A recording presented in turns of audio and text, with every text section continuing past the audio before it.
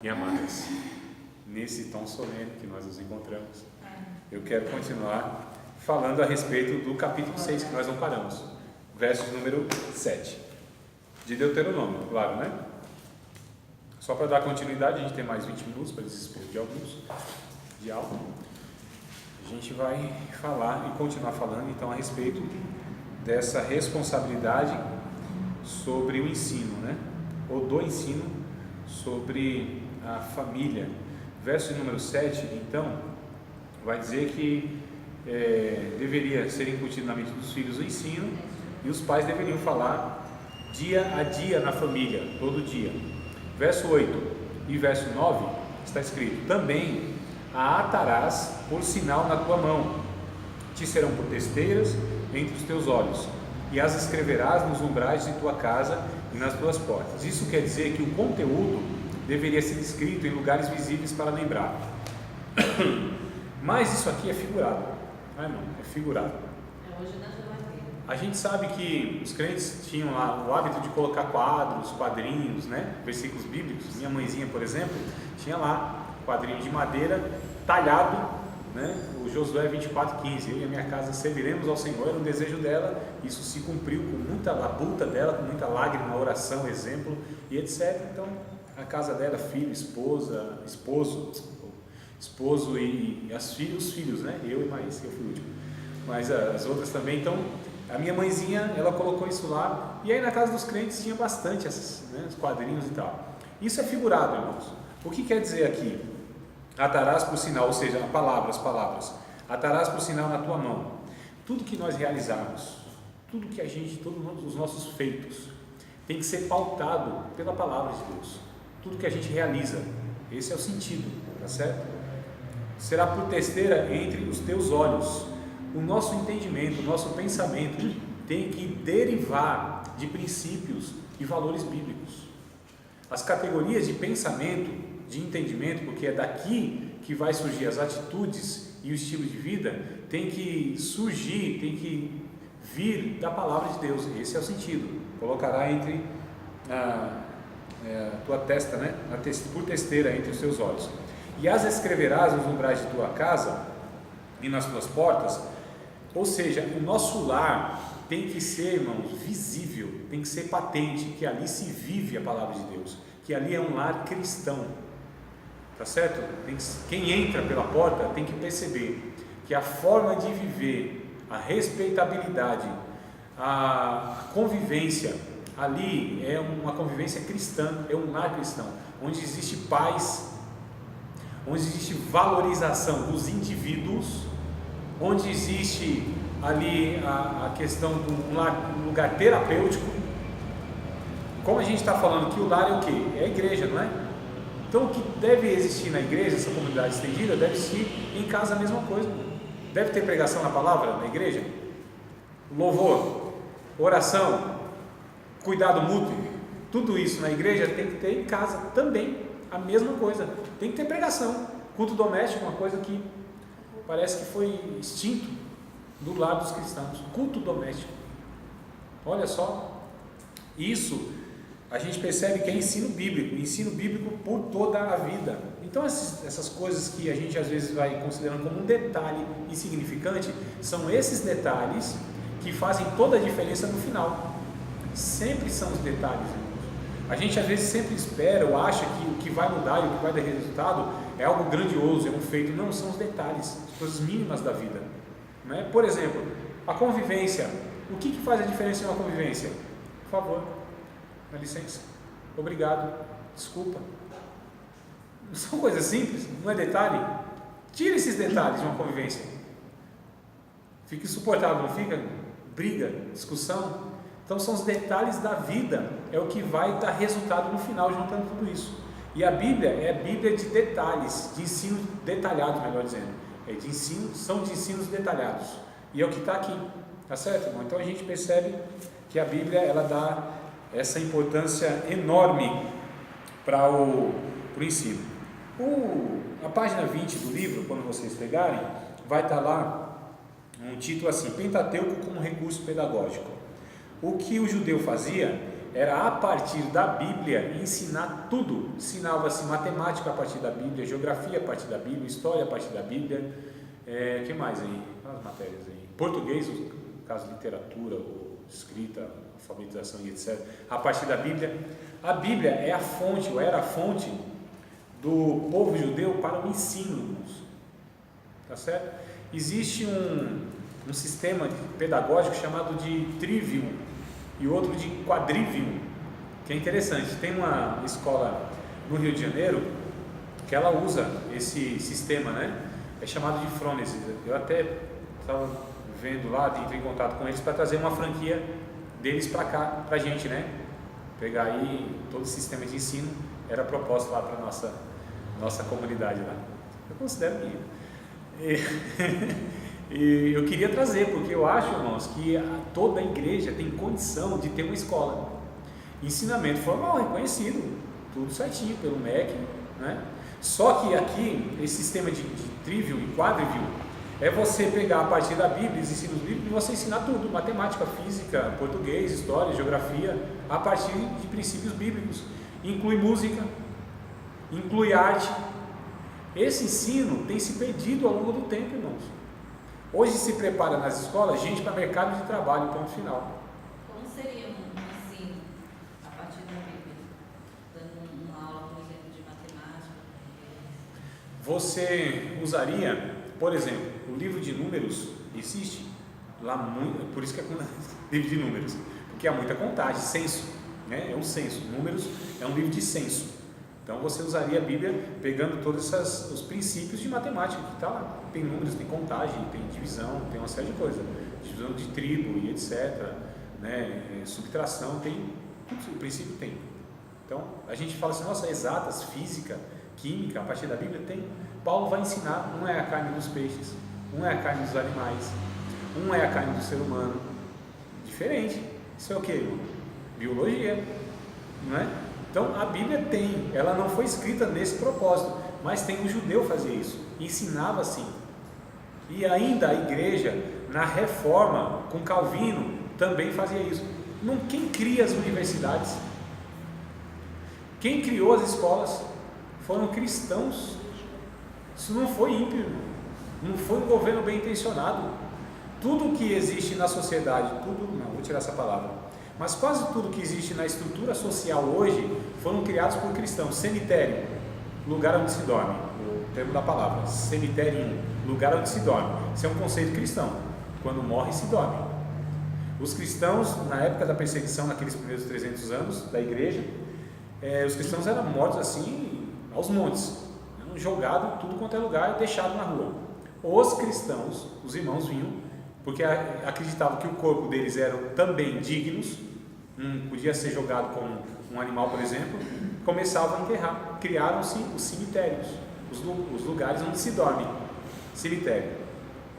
George Miller, não me lembro agora do século não, deve ser 1800, alguma coisa assim. George Miller criou os orfanatos, não existiam. O Homem que Orava, um livro bom para vocês lerem e comprarem. O Heróis da Fé também tem a biografia dele, ou pelo menos um relato. Esse homem sustentava milhares e milhares de crianças sem auxílio de ninguém, na dependência exclusiva de Deus, diariamente, né? Centenas e centenas de crianças. É uma história assim, coisa maravilhosa, assim, que ele sentava, por exemplo, uma que conta, ele de manhã acordava todas aquelas centenas de crianças, lá 300, 400 lá no orfanato, todo mundo à mesa, não tinha nada para tomar café, nada, e ele não falava para ninguém. Ele simplesmente ordenou que todas as crianças sentassem na mesa, ou às mesas. Ele foi orar. Senhor, as crianças aí precisam ser alimentadas. Sabe o que acontece, irmão? Na frente aquele tempo tinha o carro do leite, levava, distribuía na cidade. Quebrou a roda em frente ao orfanato. Não tinha como consertar aquele trem. O que fizeram? A gente tem que tirar a carga. Vamos deixar nesse orfanato. Pão e leite. Só uma experiência de outras várias. Negócio fantástico, coisa extraordinária. George Miller, orfanato. As faculdades foram criadas para ordenar pastores na reforma. Não existia universidade, irmão. Hoje é uma contradição, porque as universidades parecem que estão jogando o tema Deus para fora, né? É lugar mais de ateu, de gente incrédula e tal. Mas Harvard, Cambridge, Oxford, são cristãos que fundaram pastores que fundaram essas universidades, irmão. E as escolas, o conceito de escola, asilo, cristão, hospital, foi cristão, tanto é que a maioria dos hospitais tem nome religioso, não é? Já para mostrar a sua origem. Todas essas estruturas sociais foi a igreja. Hã? As prisões Não, as prisões não. As prisões já foram criadas aí, é recente também. As prisões nos moldes que nós temos hoje, ela é de 300 anos para cá, se não me falha a memória, tá? 300 anos aproximadamente aí. Até aprendi isso aí numa das matérias lá da faculdade. Então, os 300 anos. Na verdade, os cristãos, eles acabaram com a escravidão. Não foi a princesa Isabel, não, os cristãos, muito tempo. Tá certo? No meio cristão não havia isso. Paulo vai tratar isso de uma maneira um pouco tranquila lá em Filemon, mas aí lá ele ainda respeitava, ainda havia, né, uma transição. Mas os cristãos que vão acabando com essas questões, porque é ensino bíblico. Os senhores não deveriam tratar os seus escravos como escravos, de uma forma digna. E aí começaram então a acabar com esse negócio. Então o que eu quero dizer é o seguinte: a igreja que cria um monte de coisa boa que a gente tem, e aí depois foram desprezando. A escola, toda igreja deveria ter uma escola. Tem aí essas leis de hoje, não, tá para prejudicar a família, a educação no Brasil, principalmente no Brasil. Então é um negócio horrível, né, mãe? Que a gente que está lá no meio, ou pelo menos que está informado, a gente sabe, irmãos, a educação no Brasil está de mal a pior, não há esperança de melhora, o negócio vai piorar cada vez mais. É para desgraçar, não é educação, é família, é valores cristãos. Então é um negócio absurdo. O MEC, ele é um agente de Satanás no que concerne a princípios e valores. Eu falo sem medo de errar, tá certo? Porque eu estou envolvido um pouco, pelo menos na questão acadêmica, então a gente sabe o que tramita de leis e tal. Se vocês querem saber, o MEC, ele está infringindo a própria lei constitucional, irmãos, colocando um monte de coisa lá. Então, o que acontece? Então aí os irmãos ficam nessa... Estou falando muito então, né? Então, os irmãos ficam apavorados. O que vai ser das nossas crianças? O que vai ser do ensino? O que vai ser o quê, irmão? O que a igreja está fazendo? E por que ela não está fazendo escolas? Se tem condição de fazer isso. E por que a gente teme a educação dos nossos filhos se nós seríamos os responsáveis por ensinar a respeito de princípios e valores na escola? Vocês percebem? A negligência disso é o que tem atemorizado muitos cristãos e fica assim: nossa, o que vai ser da nossa vida e agora? Quem poderá nos defender? Fica nessa situação, tá certo? Então, só para colocar aqui que é um ensino bíblico, quero mostrar para vocês isso, é ensino bíblico de todo sempre. Profetas, sacerdotes, reis piedosos eram engajados no ensino. Tá na página 21, quando vocês pegarem o livro de vocês, vai estar escrito assim, aqui assim, tá vendo? E assim escrito no livro de vocês, reis, já vem com isso aí já? sacerdotes e profetas, reis, sacerdotes e profetas eram engajados no ensino. Quando a gente pega a história do povo hebreu, os crônicas, reis, Samuel, 1 e 2 Samuel, 1 e 2 reis, 1 e 2 crônicas, e os profetas, a gente vai ver os reis piedosos, eles davam Josias. Josias foi aquele que restabeleceu o culto do Senhor com ensino. A criação de sinagogas, se não me falha a memória, por Neemias, que era o lugar onde se estudava. O que era sinagogas? É o lugar onde se estudava, onde se lia, onde se examinava as escrituras. Havia um cântico simples lá, estudo, escritura, rolo, explanação, exposição. Jesus vem mostrando isso no capítulo 4 de Lucas, quando ele abre o rolo e começa a falar, e falava. Então esse era o teor do ajuntamento cristão, do ajuntamento judaico e ajuntamento cristão, se reuniam para estudar as escrituras.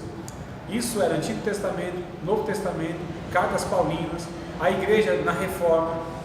Agora hoje, essa defasagem que tem, e aí a gente vê o resultado, né? É simples, causa e efeito. Então isso é desde sempre. Na página 21 está lá escrito assim: os líderes religiosos cumprem a função de professores. Com o estabelecimento do povo na terra prometida e a consolidação da nação de Israel, os sacerdotes são incumbidos do ensino da lei. conforme Levítico 10 e 11, que está escrito: para ensinares aos filhos de Israel todos os estatutos que o Senhor tem falado por intermédio de Moisés. Então, era um mandamento, é ensinar. O ensino é mandamento de Deus, irmãos. Não é uma alternativa, não é uma questão do professor, é mandamento de Deus. Vocês entendem o que é mandamento? É a mesma coisa assim no mate, mandamento de Deus. Ensine, é mandamento de Deus. Peca quem faz uma coisa e peca quem não faz outra, porque quem não mata, quem obedece, está não pecando, não é? Não pecando, obedecendo. E aqui então está fazendo por comissão, ou seja, não está matando, quer dizer, está deixando de fazer na verdade, né? Mas entenda aqui que é um feito, ou seja, o não matar é um feito. E o não ensinar é uma negligência. Então se peca por fazer e se peca por deixar de fazer. Então é um mandamento de Deus, ensine. Então nós estamos pecando literalmente, irmãos, por deixar de ensinar e de ter nas nossas igrejas esse culto aula. Todo culto aula ninguém aguenta, também não dá. Não é? E ninguém faz. Não, talvez. Oh meu Deus do céu, será que não? Não. Será que não, irmão? Não. Será que os crentes verdadeiros têm sede de Deus? Será que gente que entendeu o Evangelho, que tem experiência com Deus, que quer crescer, será que não vai? Vai. Talvez não seria uma peneira boa para a gente falar. Talvez não seria um parâmetro bom para a gente, inclusive, estabelecer líderes. Talvez não seria um termômetro bom para a gente ver a espiritualidade das pessoas. Talvez esse culto aula não seria já uma pequena triagem a respeito de pastores e obreiros que sairiam. Percebe? E a gente evitaria um bocado de coisa só por ter esse culto aula, e daí a gente distinguir, porque aqui a gente vai tendo essas réguas, né, para saber disso e daquilo, não é? É igual hoje, eu considero que um obreiro está desqualificado para o exercício ministerial se ele não tem desejo e não se interessa nem um pouco por um cursinho teológico. Para mim, automaticamente está desqualificado. Eu entendo isso, né? Não sei os outros aí. Então, é um mandamento ensinar. Se Israel, estatuto e tal e tal. Os reis, quando piedosos, eram aliados aos sacerdotes na promoção do ensino da palavra de Deus, como o rei Asa, por exemplo. Se vocês puderem ler, por favor, 2 Crônicas 15, verso 1. A gente está falando ainda desse aspecto, né, de ensino, que o povo se organizava assim, que era vida diária, que isso era a vida do povo, tá certo? Não é algo novo, não é algo que eu estou querendo vender, não é uma conversa de professor. Isso é a Bíblia Sagrada na história, mostrando que sempre foi assim. 2 Crônicas, capítulo de número 15, eu falei, não é isso? Verso de número 1, 2 Crônicas, capítulo de número 15, é porque é meio longo, se vocês quiserem anotar a referência, depois lê em casa, tá? Porque é do verso 1 até o verso de número 19. 2 Crônicas, capítulo 15, verso 1 ao 19. Oi? Todo ele. É todo ele, né? Isso. É. Olha aí, ó. Ai, meu Deus do céu. É assim, ó. Tem que ler tudo. No 19. Se vocês pegarem o livro de vocês, corrijam, tá? Porque eu acho que vai ter 39. Não existe 39, né? Então eu fui conferir, eu também estudo. Eu fui fazer a lição de casa e eu vi que não tinha o 39, é o 19. Então vai estar escrito aqui, depois vocês leem tudo, que o rei Asa, ele apoia, ele está junto com o sacerdote, ele se engaja e ele promove essa questão de ensino bíblico, tá certo? De retomada da leitura da Torá, do Pentateuco, né? Da lei de Moisés.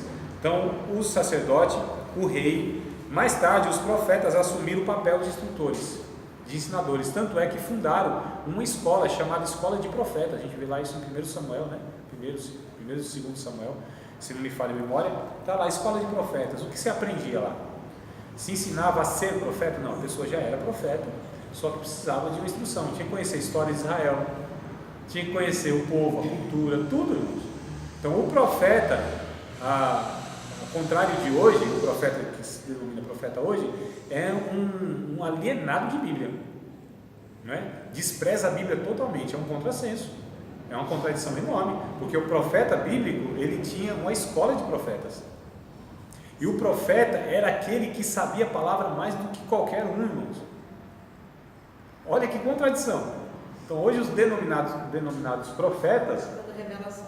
meu Deus, revelamento. Revelação eu vejo que vem derivado do conteúdo bíblico. Revelamento. Porque quando tem o dom de revelamento, é considerado profeta. Porque o profeta verdadeiro, irmão, é esse profeta que se dedica à palavra.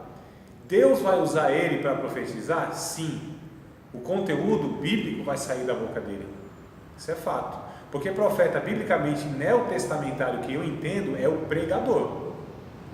Não existe ministério de profeta, essas pessoas que têm o dom de profecia. Quem tem dom de profecia, tem dom de profecia, é uma coisa. Pode ser um novo convertido, um menino, uma menina, um ancião, qualquer um. Tem um dom de profecia, o Espírito Santo usa quem quer, para trazer uma mensagem emergencial numa situação. O profeta neotestamentário é o expositor da palavra de Deus. Apóstolos, profetas, evangelistas, pastores e doutores. São 5 ministérios que Efésios capítulo 4, verso 11 vai falar. E um deles é ministério de profeta, é o pregador, é o anunciador da palavra. Eu entendo, biblicamente é isso. Tá certo? Tudo bem, amados? Vocês têm uma pergunta fácil e rápida? Não?